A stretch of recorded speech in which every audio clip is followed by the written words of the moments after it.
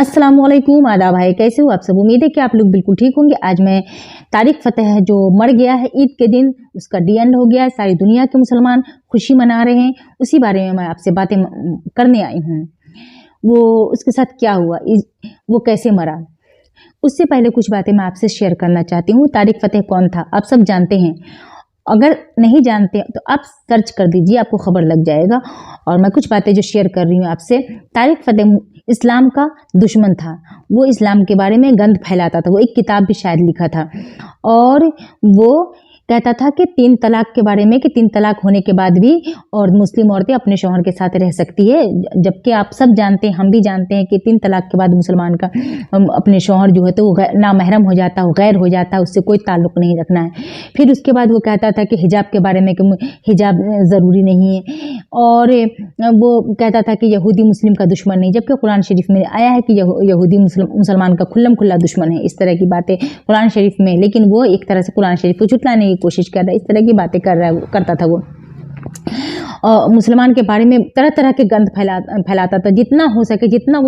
वो दिल की भड़ास निकाला करता था। वो कहता था कि मैं हिंदुस्तान का हूँ, मेरे माँ बाप हिंदुस्तान से पाकिस्तान आए, वो पाकिस्तान का रहने वाला था, और वो कहता था मैं पाकिस्तान आया हूँ, मेरे माँ बाप लेकर के आए, लेकिन वो पाकिस्तान का भी नहीं होकर के रहा, और वो पाकिस्तान में भी मुस्लिमों के खिलाफ तरह तरह की बातें बनाता रहा, तरह तरह के गंद फैलाता रहा, जिसकी वजह से पाकिस्तान से उसे भी निकाल दिया गया। वो पाकिस्तान से निकल के सऊदी अरब में गया, सऊदी अरब में जाने के बाद वो वहाँ भी अपना इस्लाम के खिलाफ गंद फैलाना चाहा,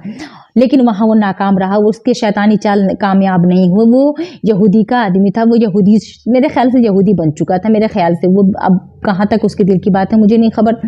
दिल की बातें तो अल्लाह ही को खबर होता है, लेकिन जहाँ तक वो अपने जहर उगलता था, वो अपने गंद उगलता था, तो लोगों को ऐसा समझ में आता था। मेरे ख्याल से वो शायद जादू वादू भी सीख चुका था, क्योंकि यहूदियों में तो जादू सुन्नत है उसके यहूदियों में, तो वो यहूदियों का तो ये काम है, तो मेरे ख्याल से वो सीख चुका था। फिर वहाँ सऊदी अरब में नहीं रहा, फिर वो कनाडा चला गया, कनाडा जाकर के वहाँ यहूदियों का साथ लिया, और वो अपने मुल्क के बारे में, पाकिस्तान के बारे में बहुत सारे गंद फैलाता रहा। फिर वो बीजेपी का सहारा लिया, इंडिया में सोचा कि चलो कहीं भी दाल नहीं गला, अब इंडिया में जाते हैं, इंडिया में हिंदू मुस्लिम होता है और अपना परचम लहराएंगे यहीं से। वो हिंदुस्तान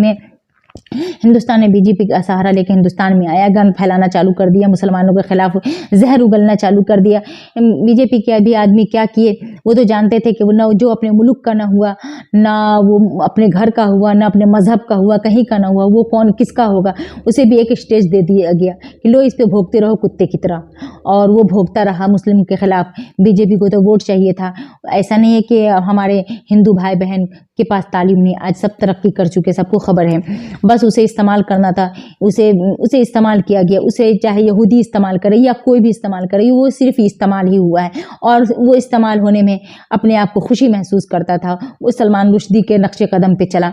फिर उसके बाद वो यहाँ रहा, उसके बाद उसको बीमारी लाहक हो गई, कैंसर लाहक हो गया, वो फिर कनाडा चला गया। कनाडा जाने के बाद वो लंबे अरसे तक इलाज करवाया वहाँ, लेकिन उसको पूछने वाला कोई भी नहीं था, ना बीजेपी का आदमी था, ना पाकिस्तानी था, ना यहूदी उसके तहकीकात करते थे उसको क्या हो रहा नहीं हो रहा, सब अपने अपने फ़ायदे के लिए होते। वो तो चाहा कि मैं अपना परचम लहराऊँ, उसका परचम ये लहरा लिया, वो जितना लहराना था। इस तरह के कितने आए हैं और कितने आएंगे, कितने चले जाएंगे, सब चले जाएंगे, लेकिन इस्लाम हमेशा बाकी है, हमेशा बाकी रहेगा। गंद फैलाएं या इस्लाम के दुश्मन बने, इस्लाम को जड़ से उखाड़ने की कोशिश करे, इंसान मरेगा, इस्लाम नहीं मरेगा। तो ये वहाँ से उसका डी एंड हो गया ईद के दिन। फिर क्या बोलते हैं, कैंसर की मर्ज से उसका वो मर गया। मरने के बाद क्या हुआ कि उसकी कब्र में से जगह जगह, जब कब्र खोदा गया तो उसके कब्र से जगह जगह से कीड़े निकल रहे थे, जिसकी वजह से उसे कोई हाथ नहीं लगाना चाह रहा था। आप सोचिए, वो इस्लाम के दुश्मन, इस्लाम को कीड़ा समझता था, हकीर समझता था, और उसके कब्र से कीड़े निकल रहे थे। अल्लाह तबारक ताला ने दुनिया में ही दिखा दिया। मुझे एक तरफ से खुशी होती, चलो बुरा था, अल्लाह ताला ने उसका अंजाम बुरा होगा, लेकिन एक तरफ से मैं सोचती हूँ, मैं इंसान हूँ, तो मैं ये सोचती हूँ मुझे तकलीफ़ होती है, कुछ भी तो थोड़ी सी तकलीफ़ होती है, मैं डॉक्टर के यहाँ जाती हूँ, लेकिन वहाँ वो कब्र में कौन से डॉक्टर के पास जाएगा, कहाँ जाएगा, इतनी तकलीफ़ होगी। तो इस तरह से मुझे थोड़े से अफसोस होते हैं कि ऐसा ना करता और इस्लाम के ख़िलाफ़ ना बोलता, जो जिस रास्ते पर था उस रास्ते पे चलता। उसे तो अल्लाह तबारक तआला ने इतना अच्छा मुस्लिम घरों में पैदा किया और मुस्लिम मज़हब में पैदा किया, उसे लड़ना ना पड़ा اور مسلم بننے کے لیے، اور اس کے بعد وہ پھر اپنے مذہب سے نکل گیا، تو وہ نہ وہ کسی کا وہ اسے کسی نے بھی اپنا نہ مانا، نہ ہندو بھائی اپنے مانے، نہ یہودی اپنا مانے، اسے تو کوئی بھی اپنا نہ مانا، اور اسے قبر سے کیڑے نکلنا چالو ہو گئے، اسے کوئی دفنانا نہیں چاہ رہے تھے۔ پھر اس کے بعد اسے کوئی جنازہ کی نماز بھی شاید پڑھایا گیا کہ نہیں پڑھایا گیا، اسے کوئی جنازہ بھی نہیں دینا چاہ رہے تھے، اس طرح سے موت ہوئی۔ یہودیوں کو کیا ہے، یہودی تو مسلم سے نفرت کرتے ہیں، اور مسلم سے نفرت کرنے کا اصل وجہ کیا ہے یہودیوں کا، کیونکہ نبی صلی اللہ علیہ وسلم کو اللہ تبارک تعالیٰ نے اس جگہ سے نبی صلی اللہ علیہ وسلم کو نبی بنایا جہاں کفر تھا، جہاں بت پرستی تھی، بتوں کی پوجا ہوتی تھی، تو وہاں سے نبی صلی اللہ علیہ وسلم کو اللہ تبارک تعالیٰ نے نبی بنائے ہیں۔ تو اس وجہ سے یہودی جو تھے، یہودی لوگ، وہ لوگ کو برا لگا کہ ہمارے مذہب میں سے کیوں نہیں نبی بنا محمد صلی اللہ علیہ وسلم۔ ان لوگ کو سب خبر تھا کہ محمد صلی اللہ علیہ وسلم وہی نبی ہے جو اس کے کتابوں میں ذکر ہو چکا ہے، ہر کتابوں میں ذکر ہو چکا ہے، لیکن وہ اسے گھمنڈ تھا، ایک غرور تھا کہ اور اسے جلن ہونے لگی کہ ہمارے یہودیوں میں پیدا ہوتا، وہ اس جگہ سے کیوں پیدا ہوا جہاں کفر ہے، جہاں بت پرستی ہے، بت پرستی کو مطلب کہ بت پرستی کو کرنے والے کو بہت گھٹیا سمجھتا تھا، لیکن اللہ تبارک تعالیٰ اپنے کسی بھی بندے کو گھٹیا نہیں سمجھتے، جہاں سے بھی کسی کو اپنا پرچم لہرانے کے لیے کہیں سے بھی نکال سکتا ہے اللہ تبارک تعالیٰ، کفر سے نکالے یا